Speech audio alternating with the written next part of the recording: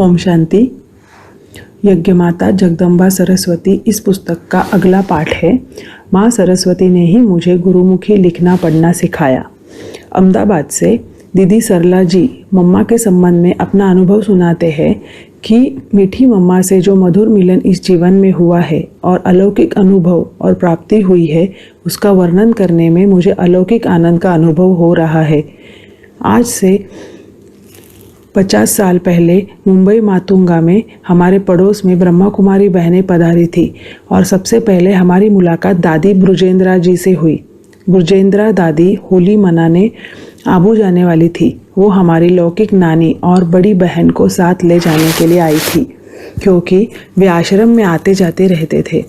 तब मैंने एसएससी की पढ़ाई पूरी की थी। हमने कहा हमें भी मधुबन ले चलो। मैं भी उनके साथ आबू चली गई।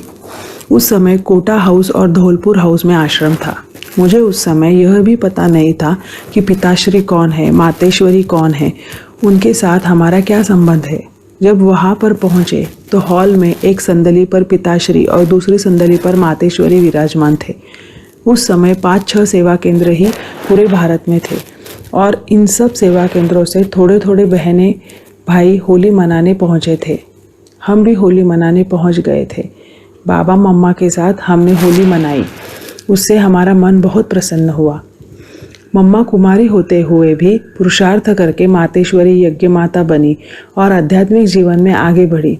उनको देख हमें उन जैसा बनने की प्रेरणा मिली थी। बाबा ने हमें हंसी में पूछा था, बच्ची तुम्हें मम्मा जैसा बनना है? बनना है तो मम्मा की पूंछ पकड़ लो, अर्थात मम्मा का अनुसरण करो। कहते हैं कि कामधेनु की पूंछ पकड़ने से इस संसार रूपी सागर से पार हो जाते हैं।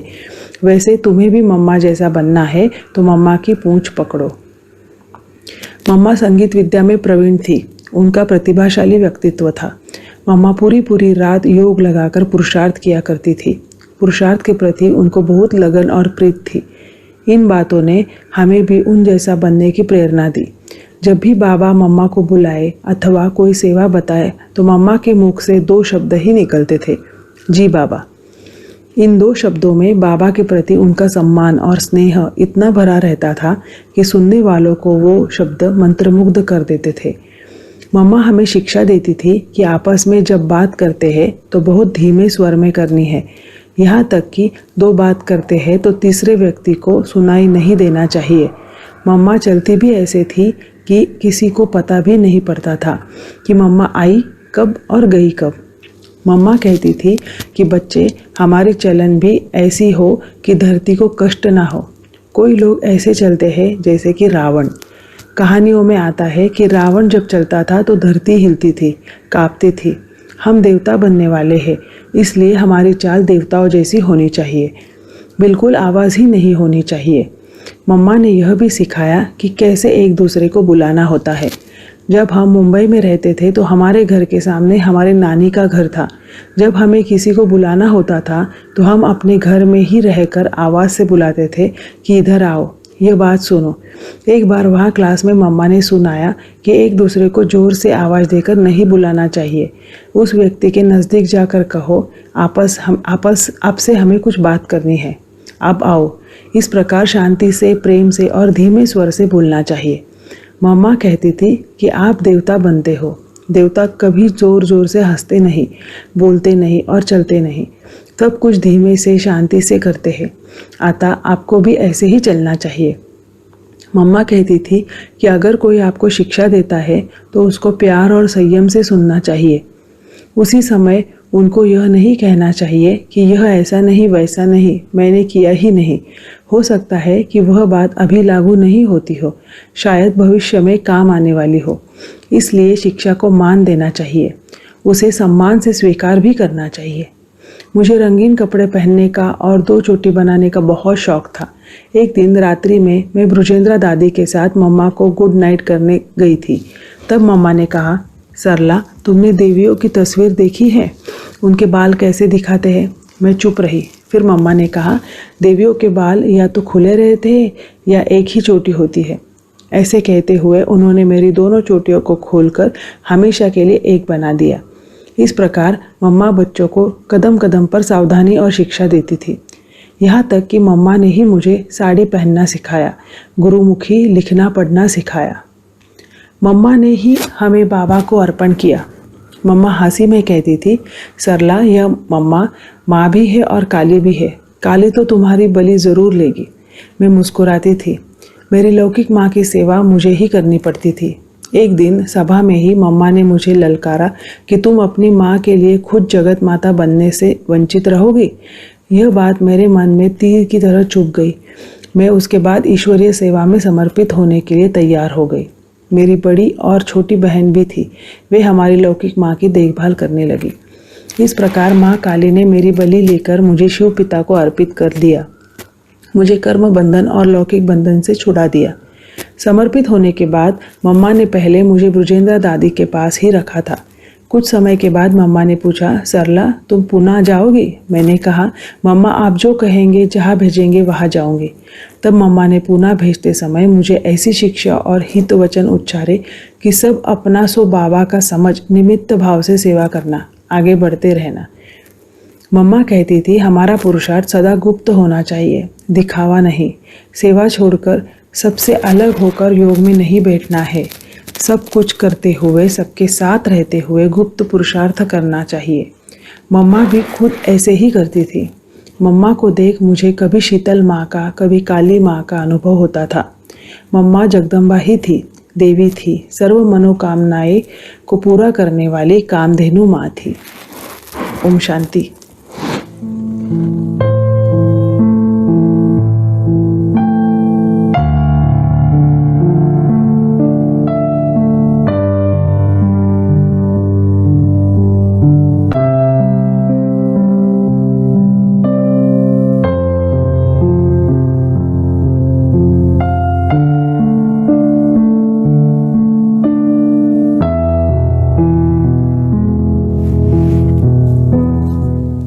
ओम शांति। यज्ञ माता जगदम्बा सरस्वती इस पुस्तक का अगला पाठ है। सरस्वती माँ ने ही मुझे ज्ञान सिखाया, योग कराया।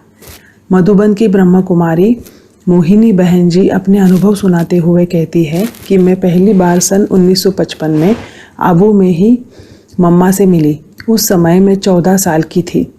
जब मैंने मम्मा बाबा को देखा तो वे मुझे लाइट के कार में दिखाई पड़े। उनकी मीठी दृष्टि मेरे ऊपर पड़ते ही मैं सोच में पड़ गई थी कि मैं कहाँ आ गई हूँ, किन फरिश्तों की दुनिया में आ गई हूँ, जो उस दुनिया से बहुत प्यारी भी है और न्यारी भी। उस समय मुझे इस ज्ञान की इतनी समझ नहीं थी, परंतु इतना तो ज़रूर निश्चय था कि ब्रह्मा बाबा के तन में शिव पिता का अवतरण हुआ है। यह ईश्वरीय ज्ञान दे रहे हैं। बाबा ने मुझे देखकर मम्मा से कहा, मम्मा इस बच्ची को 7 दिन का कोर्स कराओ। मुझे भी बाबा ने कहा, तुम मम्मा से 7 दिन ज्ञान सुनो। बाबा का छोटे बच्चों से विशेष स्नेह था और ज्ञान की पालना देने में विशेष ध्यान था। बाबा कहते थे, ये छोटे छोटे बच्चे बैठकर किसी को ज्ञान सुनाएंगे तो सुनने वाले बहुत प्रभावित होंगे और सोचेंगे कि हम भी इन जैसे बने अथवा हमारे बच्चे भी इन जैसे बने। मम्मा ने हमें 3 दिन में इस ईश्वरीय ज्ञान का साप्ताहिक कोर्स कराया। रोज़ शाम को बाबा उस पढ़ाई का पेपर लेते थे। बाबा प्रश्न पूछते थे और मेरे उत्तर सुनकर बाबा बहुत खुश होते थे। इस प्रकार ज्ञान ज्ञानेश्वरी सरस्वती माँ ने मुझे ज्ञान सिखाया, योग का अभ्यास कराया। ममता की विशेषता थी पालना की शक्ति। मम्मा ने मुझे इतना प्यार दिया जितना कि शायद लौकिक माँ ने भी न दिया हो। मम्मा के इशारों ने, पालना ने और प्यार ने मेरे जीवन को ही बदल दिया। मम्मा ने ही मुझे भाषण करना भी सिखलाया। एक बार मम्मा भाषण करने बाहर जाने वाली थी। मम्मा ने कहा, तुम भी मेरे साथ चलना, वहाँ पहले तुम भाषण करो, बाद में मैं भाषण करूँगी। मैंने कहा, मम्मा मुझे तो भाषण करना नहीं आता है और इतने आदमियों के सामने मैं कैसे बोलूँगी। तब मम्मा ने कहा, तुम उन बड़े बड़े शरीरों को थोड़े ही ज्ञान सुना रही हो, तुम्हें तो आत्माओं को ज्ञान सुनाना है। तुम आत्माओं को देखो, छोटी छोटी बिंदु आत्माओं को देखकर भाषण करो। उस समय मैंने आत्मा पर भाषण किया। पहले मैंने भाषण मम्मा को लिखकर दिखाया था और मम्मा ने उसमें करेक्शन करके भी दिया था। इस प्रकार मम्मा ने मुझे प्यार दिया, पालना दी, ज्ञान समझाया, योग का अभ्यास कराया और भाषण करना सिखाया। मम्मा बाबा की एक महान आज्ञाकारी बच्ची थी। इसका एक उदाहरण आपको सुनाती हूँ। एक बार की बात है, आबू में एक पार्टी आई थी बाबा मम्मा से मिलने। उनको उसी दिन जाना था। वे लोग जब बाबा मम्मा से विदाई लेने गए तो बाबा ने मम्मा से कहा, मम्मा बच्चे जा रहे हैं, इनके लिए साबूदाने का हलवा बनाओ। मम्मा ने कहा, जी बाबा। मैंने तो मम्मा की बात सुनकर हक्की बक्की कर रह गई। वे लोग तो अभी जा रहे हैं, साबूदाने का हलवा बनने में तो बहुत समय लगता है, इतनी जल्दी हलवा कैसे बनेगा। तब मम्मा मुस्कुराई और कहा, बाबा ने कहा है तो बन ही जाएगा। मम्मा हलवा बनाने बैठ गई। पार्टी वाले तो निकल गए। मैंने जाकर मम्मा को कहा, मम्मा वो चले गए। मम्मा ने कहा, ठीक है। वे बनाती ही रही। फिर मैंने बाहर जाकर देखा, वे तो गेट से बाहर निकल गए थे। मैंने फिर आकर मम्मा से कहा, मम्मा वे उधर तक गए। मम्मा ने कहा, ठीक है। मम्मा बनाती गई। वे चले गए बस स्टैंड। फिर बाबा आए, पूछा, मम्मा हलवा बन गया? मम्मा ने कहा, हाँ बाबा बन रहा है। आखिर हलवा बन गया। बाबा ने हलवे को एक डिब्बे में भरा और एक भाई को कहा, यह डब्बा बस स्टैंड जाकर उन बच्चों को देकर आओ। उस समय कोई गाड़ी तो थी ही नहीं यज्ञ में। वह भाई दौड़कर बस स्टैंड पहुंचा। बस निकल रही थी। उस भाई के हाथों से इशारा किया और बस रुक गई। बस से पार्टी का एक भाई बाहर आया। बाबा का भेजा हुआ हलवा पाकर वे सब गदगद हो उठे कि बाबा मम्मा ने हमारे लिए हलवा बनाकर भेजा है। उन्होंने आबू रोड पहुंचते ही बाबा के लिए प्यार और धन्यवाद भरा पत्र लिखा और खुशी में मग्न होकर बाबा की याद में हलवा खाया। इस प्रकार मम्मा बाबा ने बच्चों को सुख संतोष में रखना ही अपना कर्तव्य समझा। मम्मा के नयन, मम्मा की सूरत इतनी रूहानी होती थी कि जो भी उनको एक बार देखता वह जीवन भर नहीं भूलता था। जिन्होंने भी मम्मा का प्यार और पालना पाई, वे इस ज्ञान में अचल और अडोल होकर चले हैं और चल रहे हैं। मम्मा का व्यक्तित्व बहुत प्रभावशाली और शक्तिशाली था। मम्मा के सामने कोई भी बाहर का व्यक्ति हो या यज्ञवत्स हो झूठ नहीं बोल सकता था। उसकी हिम्मत ही नहीं होती थी। उनके सामने आते ही वह उनकी रूहानी दृष्टि से प्रभावित होकर अपने को बच्चा महसूस करता था। उनको अपनी माँ अथवा देवी शक्ति अनुभव करता था। बात जैसे होती थी वैसे ही कह देता था। मम्मा हमारी छोटी छोटी भूलों को भी देखना नहीं चाहती थी। वे चाहती थी कि हर बच्चा भूलों से मुक्त हो जाए। मम्मा यह भी हम बच्चों को सिखाती थी कि हमारे कारण अन्य किसी की दिनचर्या में तकलीफ न हो अथवा उनके कार्य में बाधा न पड़े। इस विषय में मुझे एक घटना याद आती है। मैं मधुबन में पहले मुरली लिखने की सेवा करती थी। मेरा लक्ष्य यही होता था कि सुबह नाश्ते के बाद लिखना शुरू किया तो उसको पूरा करके ही भोजन करना है, अर्थात दोपहर भोजन तक मुरली लिखना पूरा करना है। कई बार क्या होता था कि कोई मुरली बड़ी होती थी तो पूरी करने में देर हो जाती थी। सब भोजन करके चले जाते थे और मैं अकेली रह जाती थी। मेरे कारण ही भोजन खिलाने वाली माता इंतज़ार करते बैठा करती थी। मम्मा ने इसको पहली बार देखा तो कुछ नहीं कहा। फिर दोबारा भी ऐसा हुआ तो मम्मा ने मुझे बुलाकर कहा, देखो मोहिनी, तुम्हारे कारण उस माता को देर तक बैठना पड़ता है। तुम देरी करती हो तो उसको भी भोजन देरी से करना पड़ता है और आगे से उसके काम जैसे बर्तन आदि यथास्थान पर पहुंचाना और यह व्यक्तिगत कार्य करना ऊपर नीचे होता है। इसलिए तुम समय पर खाना खाया करो। मैंने कहा, जी मम्मा। 2-3 दिन के बाद मैं पुनः अपनी योजना अनुसार ही पूरी मुरली लिखकर भोजन करने गई तो माता मेरा इंतज़ार कर रही थी। फिर मम्मा ने मुझे बुलाया और कहा, मोहिनी, आज से 15 दिन तक भोजन खिलाने की सेवा तुम करोगी। मैं चुप हो गई और मम्मा का कहना मान लिया। उस दिन खाना खिलाने के लिए बैठी तो सबका खाना पूरा होने तक मेरी स्थिति ही खराब हो गई। सबको खिलाने के बाद मुझे खाना पड़ा। उसके बाद सारे बर्तन संबंधित स्थान पर पहुंचाना आदि करते मेरा हाल बेहाल हो गया। अगले दिन ही मैंने मम्मा से कहा, मम्मा, मेरे से यह सेवा नहीं होगी। मैं आगे से समय पर आकर भोजन करूंगी, देरी नहीं करूंगी। लेकिन मम्मा ने कहा, एक दिन में तुम इतनी परेशान हो गई। वो माता तो रोज़ ऐसी परिस्थिति का सामना करती है, वो कैसे कर रही थी। फिर भी मम्मा ने कहा, तुमको 15 दिन तो यह सेवा करनी ही पड़ेगी। इस प्रकार मुझे मम्मा ने सेवा देकर अनुभव कराया कि एक की छोटी सी भूल से कितनों को दिक्कत होती है और हर एक व्यक्ति द्वारा अपना अपना काम ठीक ढंग से तथा ठीक समय पर करने से सेवा में सबको कितना सहयोग और सफलता मिलती है।